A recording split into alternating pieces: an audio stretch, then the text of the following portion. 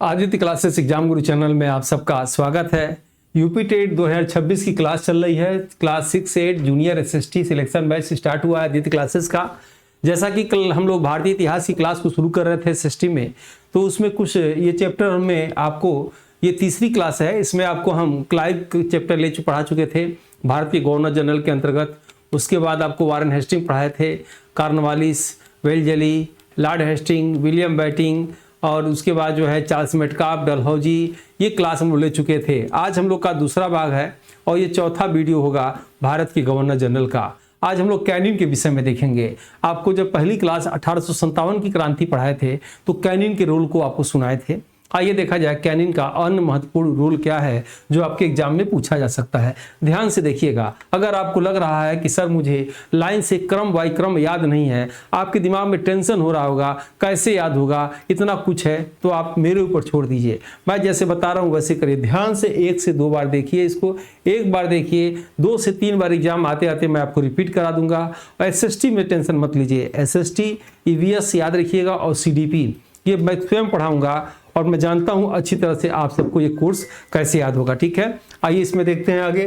Canine के विषय में 1856 में विधवा पुनर्विवाह अधिनियम लाया था। यह एग्जाम में फंसने वाला प्रश्न है, क्योंकि जब इसके पहले डलहौजी थे तो विधवा पुनर्विवाह का अधिनियम वो लाए थे। फाइनल सिग्नेचर करने का समय आया तो उनका ट्रांसफर हो गया। उसके बाद कैनिन आ गए और इस पर उन्होंने सिग्नेचर कर दिया। और एग्जाम में अगर कैनिन का नाम न हो तो डलहौजी का नाम लगाइएगा। यानी विधवा पुनर्विवाह अधिनियम कौन लगाया, किसने लगाया, तो 1856 में कैनिन ने लगाया। 1857 का प्रथम स्वतंत्रता संग्राम इन्हीं के काल में हुआ था। 1857 में ही भारत में 3 विश्वविद्यालय खोले गए, जिनका क्रम क्या है, बम्बई विश्वविद्यालय, कलकत्ता विश्वविद्यालय और जो है मद्रास विश्वविद्यालय है। भारत का प्रथम वायसराय व अंतिम गवर्नर जनरल कैनिन को ही कहा जाता है। कैनिन के समय आईपीसी भारतीय दंड संहिता आया था। भारतीय उच्च न्यायालय की स्थापना, हाईकोर्ट की स्थापना भी कैनिन के समय हुआ था। किस अधिनियम से, तो भारत परिषद अधिनियम 1861 के अंतर्गत कलकत्ता, बंबई, मद्रास में जो है हाईकोर्ट की स्थापना हुआ था। भारतीय असंतोष के परिणाम स्वरूप कंपनी का शासन समाप्त करके महारानी विक्टोरिया को भारत का रानी घोषित किया गया। और इसके बाद मेयो के विषय में देखेंगे। मेयो के विषय में 3 बात पूछा जाता है। भारत की प्रथम अनियमित जनगणना या प्रथम जनगणना किसके काल में हुआ, तो मेयो के काल में हुआ। अजमेर में राजकुमारों को पढ़ने के लिए मेयो कॉलेज किसने खोला, मेयो ने खोला। और अंडमान निकोबार में अफगानी द्वारा इनकी चाकू मार के हत्या कर दी गई। 3 बातें ही एग्जाम में पूछी जाती हैं। आइए इसको देखा जाए। भारत में प्रथम जनगणना 1872 में मेयो के काल में हुआ।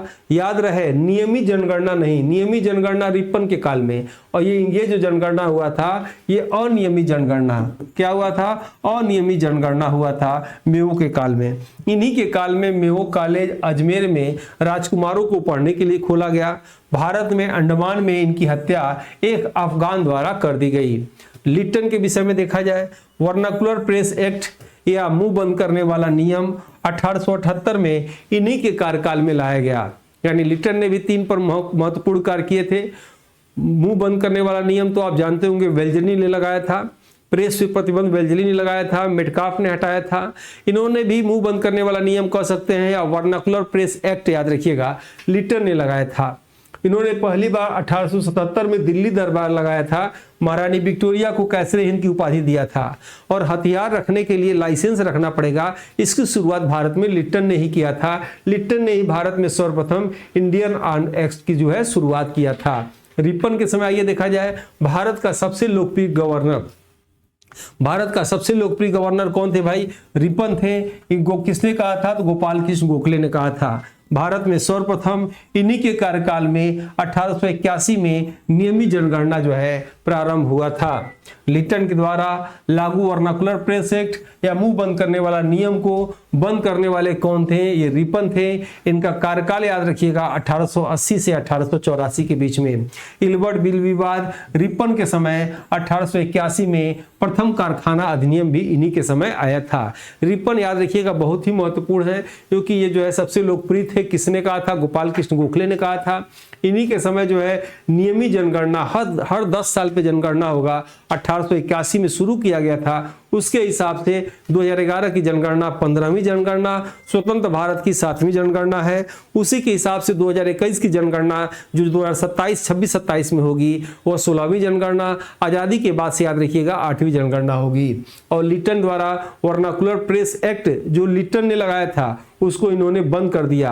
इल्बर्ट बिल विवाद इन्हीं के समय आया था। इन्हीं के सभी इल्बर्ट बिल विवाद क्या है? इल्बर्ट बिल विवाद यह है कि अगर किसी दोषी को ये लोग पकड़ के ले आते थे और तो पुलिस भी इन्हीं का, जज भी इन्हीं का, वकील भी इन्हीं का, और अपने मन मुताबिक उसको फांसी दे दी जाती थी।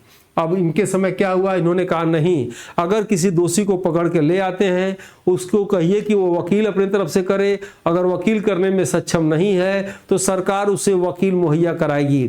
उसके वकील और सरकारी वकील जब दोनों जिरह करेंगे, जिरह करने के बाद जो जज को फैसला उचित लगेगा वो देंगे, तब मान्य होगा। यही इल्बर्ट बिल विवाद है, रिपन के समय ही आया था। प्रथम कारखाना अधिनियम जिसमें 7 से 14 वर्ष के बच्चों को काम पे नहीं रखना है, रिपन के समय ही आया था। स्थानीय स्वशासन यानी पंचायत व्यवस्था, नगरपालिका व्यवस्था के जनक रिपन को ही कहा जाता है। सेंसेक्स शेयर बाजार पहली बार रिपन के समय ही प्रस्तावित किया गया था।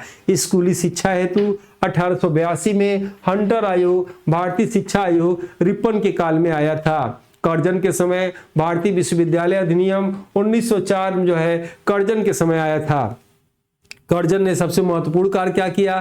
16 अक्टूबर 1905 को बंगाल का विभाजन बंग भंग कर दिया था। कर्जन ने ही रेलवे बोर्ड, पुलिस आयोग, अकाल आयोग, सिंचाई विभाग का गठन, पुरातत्व सर्वेक्षण विभाग का गठन कर्जन के द्वारा हुआ था। प्राचीन स्मारक संरक्षण अधिनियम 1904 भी कर्जन के समय लाया गया। हार्डिंग द्वितीय के समय क्या हुआ?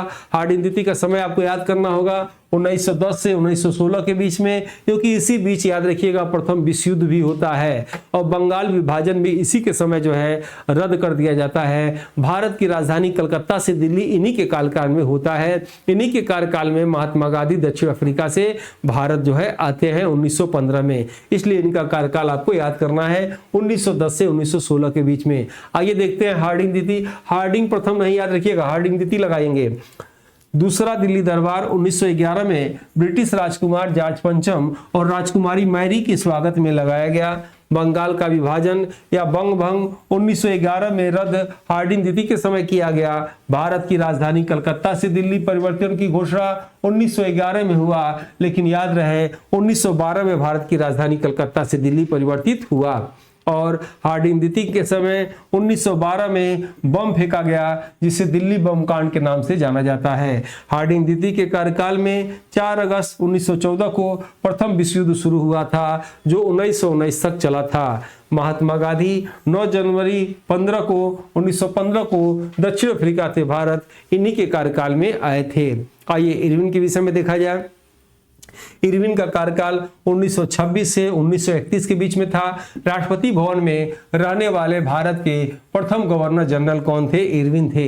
साइमन कमीशन की नियुक्ति 1927 और भारत में आगमन 1928 इन्हीं के कार्यकाल में हुआ था। नेहरू रिपोर्ट 1928 आया था, मोतीलाल नेहरू द्वारा इरविन के समय ही आया था। शारदा विधेयक अधिनियम 1929 में आया था। इसी अधिनियम को बाल विवाह निरोध के नाम से भी जाना जाता है। इस अधिनियम में शादी करने की उम्र लड़कियों की 14 वर्ष तथा लड़कों की 18 वर्ष तय की गई थी। गांधी इरविन समझौता 5 मार्च 1931 को हुआ था। अब लास्ट में हम लोग पढ़ेंगे माउंटबेटन। माउंटबेटन के विषय में क्या? भारत का अंतिम गवर्नर जनरल या स्वतंत्र भारत का प्रथम गवर्नर जनरल पूछेगा तो माउंटबेटन को पढ़ेंगे। सी राजगोपालचारी के विषय में इन्हें राजा जी भी कहा जाता है। स्वतंत्र भारत का प्रथम और अंतिम गवर्नर जनरल पूछे तो सी राजगोपालचारी को आंसर आपको लगाना है। अब यहाँ पे आप देखेंगे अन्य महत्वपूर्ण भारत के गवर्नर जनरल जो आपके एग्जाम में सीधे पूछे जा सकते हैं। कैसे याद होगा? चिंता मत करिए, घबराइएगा नहीं, सब कुछ आपको समय से पहले याद हो जाएगा। ये मेरी जिम्मेदारी है, बस आप क्लास को फॉलो करिए, ठीक है। अन्य महत्वपूर्ण में देखा जाए प्रथम स्वतंत्रता संग्राम के समय भारत के गवर्नर जनरल कैनिन आप जानते ही हैं। भारतीय राष्ट्रीय कांग्रेस की स्थापना के समय भारत के governor general Dufferin. Jallianwala Bagh कांड के समय भारत के governor general Chelmsford, Rashtrapati Bhavan में बैठने वाले प्रथम भारत के गवर्नर जनरल इरविन, भारत छोड़ो आंदोलन के समय भारत की गवर्नर जनरल लिथगो, और भारत के स्वतंत्रता के समय भारत की गवर्नर जनरल माउंटबेटन। इसमें ये आप बिल्कुल आपको याद करना है। कुछ ब्रिटेन के प्रधानमंत्री को भी आपको जानना है। ब्रिटेन के प्रधानमंत्रियों में प्रथम स्वतंत्रता संग्राम के समय ब्रिटेन के प्रधानमंत्री पामस्ट्रान थे। गोलमेज सम्मेलन के समय ब्रिटेन के प्रधानमंत्री आर मैकडोनाल्ड थे। भारत छोड़ो आंदोलन के समय ब्रिटेन के प्रधानमंत्री विंस्टन चर्चिल थे। भारत की आजादी के समय ब्रिटेन के प्रधानमंत्री एटली थे। ये पूछा जाता है। 4 प्रधानमंत्री का नाम आपको याद रखना है। एक तो पामस्ट्रान कब, यानी प्रथम स्वतंत्रता संग्राम जब हुआ था कब, 1857 में।